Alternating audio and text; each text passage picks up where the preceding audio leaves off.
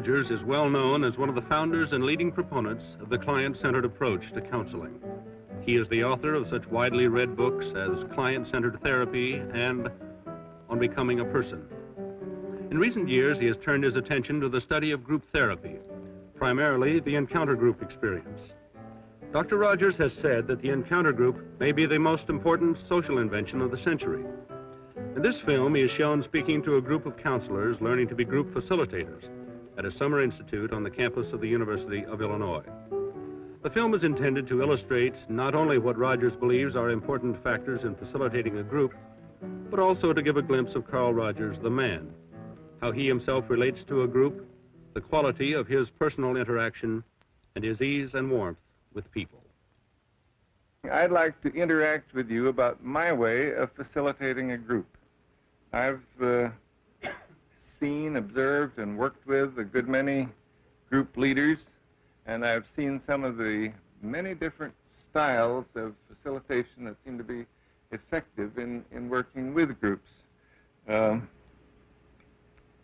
I also have seen other styles of being with a group that I don't like, and before I get through, I'll try and list some of the things that I personally don't like.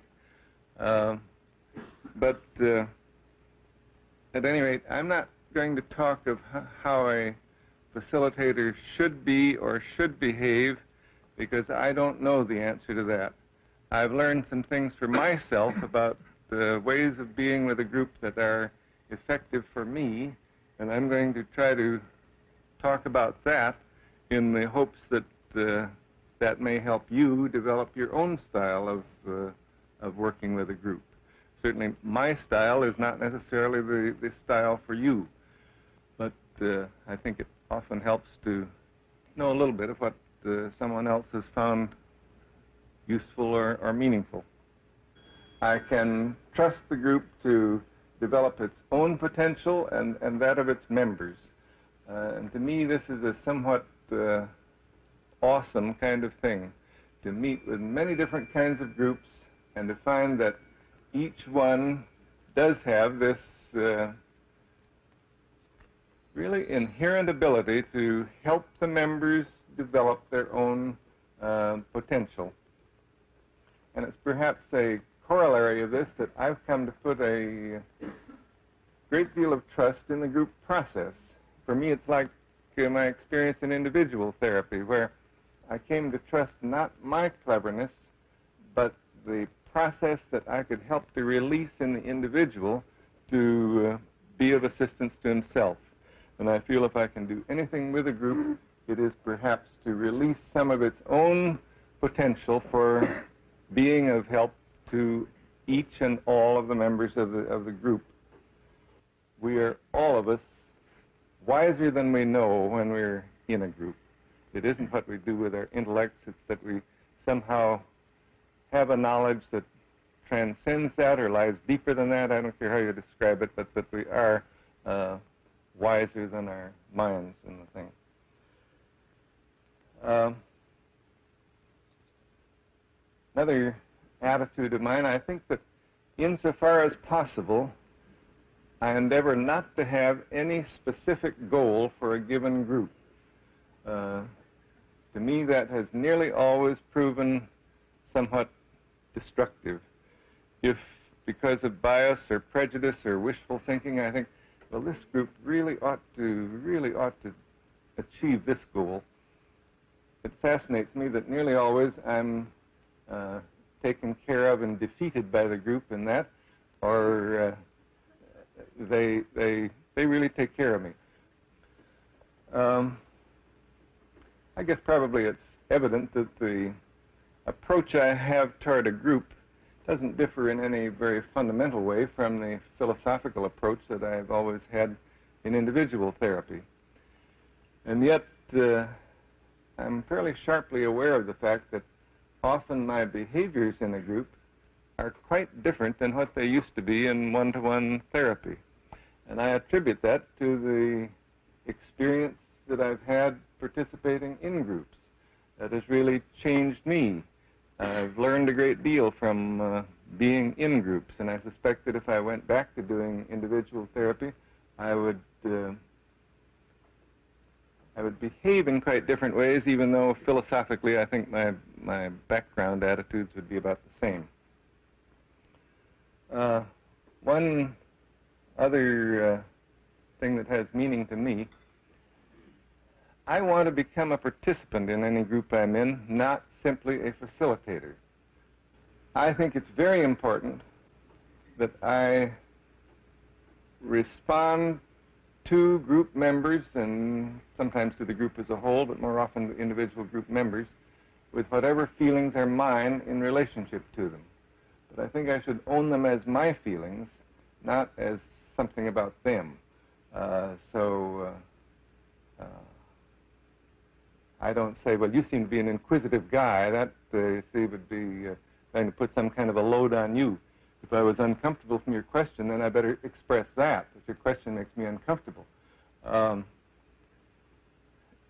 that, to many people, seems like a rather small difference. But to me, it's terribly important, because I think if I express some feeling of my own, I don't like what you did, or I feel very warmly toward you, or something like that, or I'm kind of afraid of you because you seem to be sort of an overpowering kind of person, any of those things are my possessions. They're real in me. And the other person can respond in any way he wants to. It leaves him freedom to respond. Where if I say, you are a dominating person, well, that's just the basis of an argument. That's not really going to get anywhere in our relationship. So that's, I think, probably the most important way. One sub-part of that is that I would also be more free in responding physically to members of a group, which is something I never did in, no, never is too strong a word, but I very rarely did. I very rarely did in the one-to-one relationship. I admire some of the younger generation who are much more free in physical movement and more willing to touch each other and so on. I wasn't brought up to that kind of behavior, and it doesn't come easily to me. And so what I've learned along that line has been very significant for me, even though someone observing me in a group might think, well, he doesn't touch many people, or he doesn't seem to go in much for body movement or physical contact. Yeah, that's probably true, but I guess all I could say is, I'll get comparative, you should have seen me 15 years ago.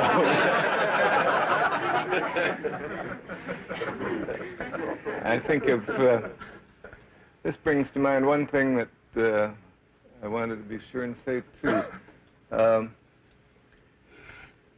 I've come very much to trust my own spontaneous impulses in a group. It's a very physical feeling with me. When I feel something rising in me, that's the only way I can describe it. When I feel something rising in me, I know I'd better respect it and express it. It may seem to have nothing to do with what's going on. It may be a fantasy that suddenly comes to mind. It may be something I want to do.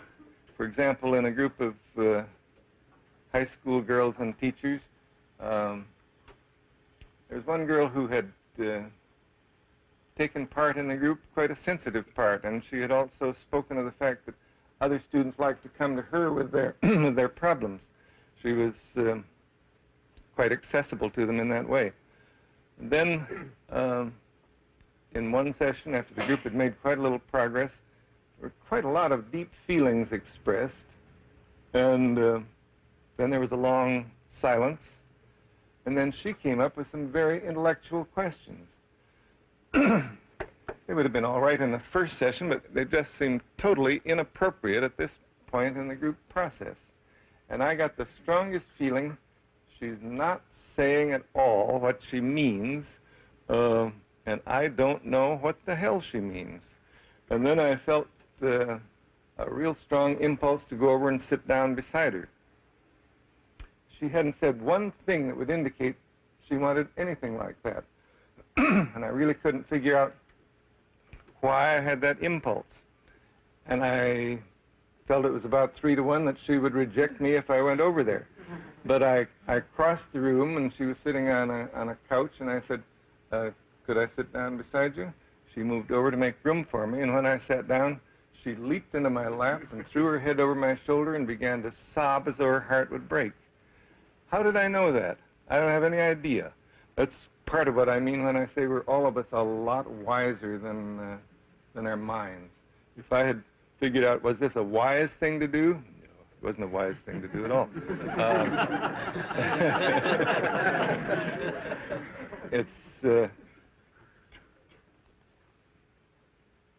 It's just a kind of, as I say, an impulse that just rises from down below somewhere, and I've learned to trust those.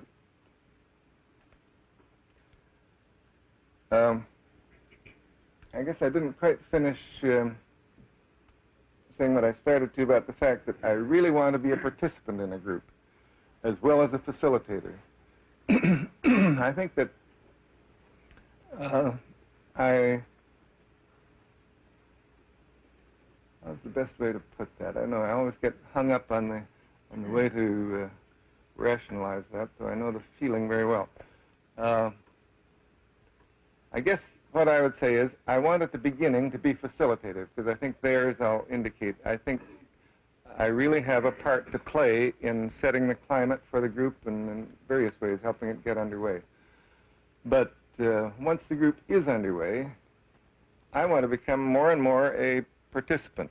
If I finish a group and realize I've been a facilitator all the way through, then I realize it's a pretty lousy group. Or that I was a pretty lousy facilitator, or both. And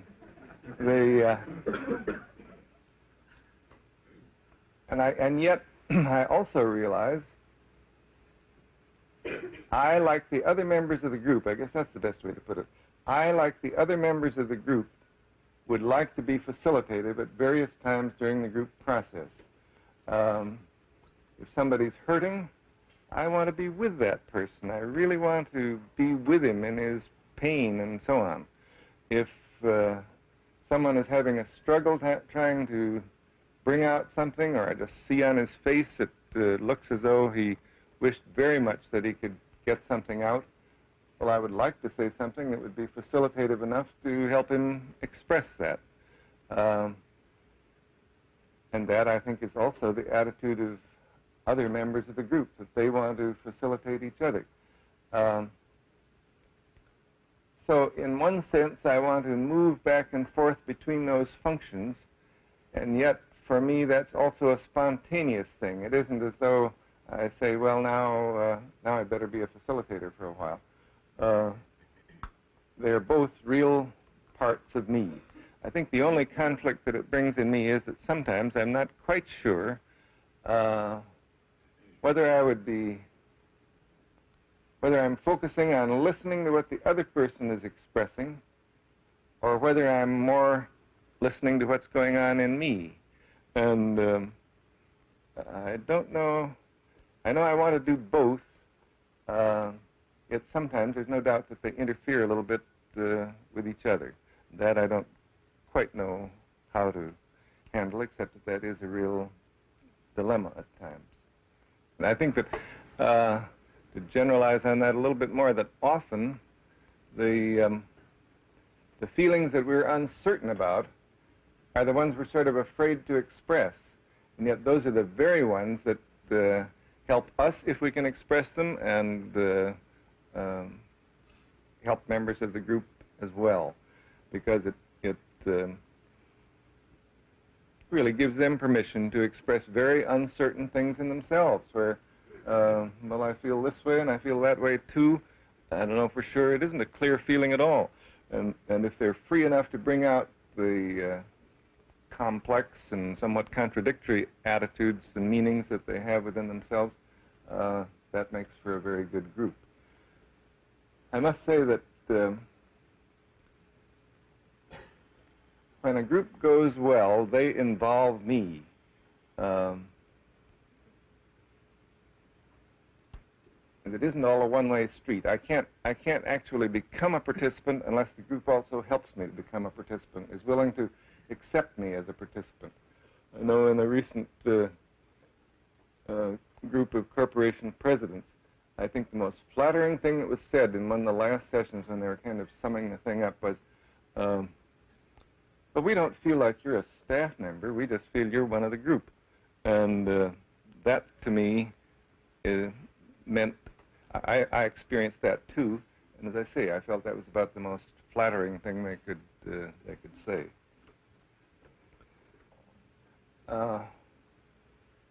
One thing that I think helps me to be a little more relaxed in working with a group is that I think what I do has importance in the group. I think it has real significance. But I don't kid myself that it is the only significant thing going on. I think that if I absented myself from the group entirely or just kept quiet, the group process would go on. And so I don't feel that I really have freed myself of the burden of feeling, oh my, now I'm the facilitator, I'm responsible for this group and for what goes on in it and whether it's a good group or not. I don't think I can carry that responsibility. I don't think it's realistic. I think it is a shared responsibility, and I think that I can trust in the group process to carry us forward, not just trusting me to carry us forward. One other thing I want to mention, because it's been quite a puzzle to me. In a group like this morning, or in some of the courses that I conduct, which are barely distinguishable from an encounter group, I would like very much to have it possible for the whole person to be present. It seems to me that in encounter groups, we quite rightly stress the place of feelings and personal meanings, because so often in ordinary life we don't really have an opportunity to express those. Those are the things we feel are not acceptable. And so it's very good to have an opportunity to bring them out in a place where you have permission to do that. But for continued living, and as I say, in something like a course, I would like very much for the whole person to be present, so that ideas are as acceptable as feelings and are as acceptable as personal meanings, so that, just as I hope in this group this morning, yes, some of the questions will be cognitive, things you want to know. Others might very well be things that you are feeling in this situation. When I say it's been a point of difficulty for me, I think that perhaps because of our culture, nearly all of us tend to operate in one mode or the other. If this is a situation where feelings are permissible, okay, I'll express my feelings. If this is a course or a class, well, here are my ideas on the topic. But rarely do we really get the two together. And I've found it quite difficult, both in myself and in groups, to make that thoroughly possible, because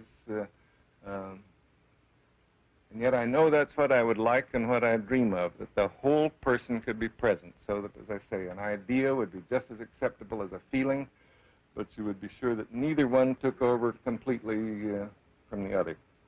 I seem to, in many areas of life, I seem to have less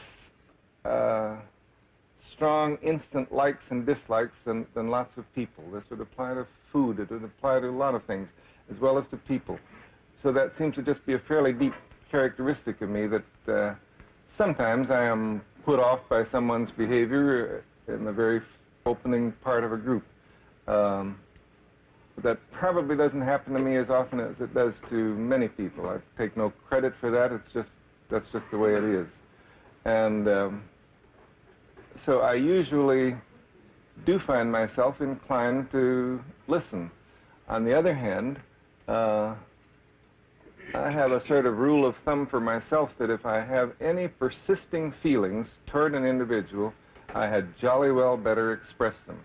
Now, this doesn't happen in the first 10 minutes of a group, because you couldn't exactly call it a persisting feeling. I'll give him a chance to see what he really is like.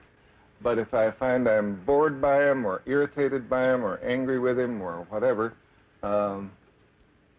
then I've learned from hard experience that if we're going to have a real relationship, I had better express that.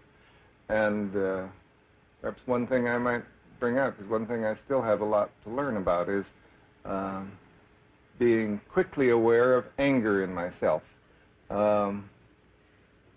I wasn't brought up to feel that anger was a proper feeling to have. And it's taken me quite a long time to realize that it is just as much a part of me as any other feeling.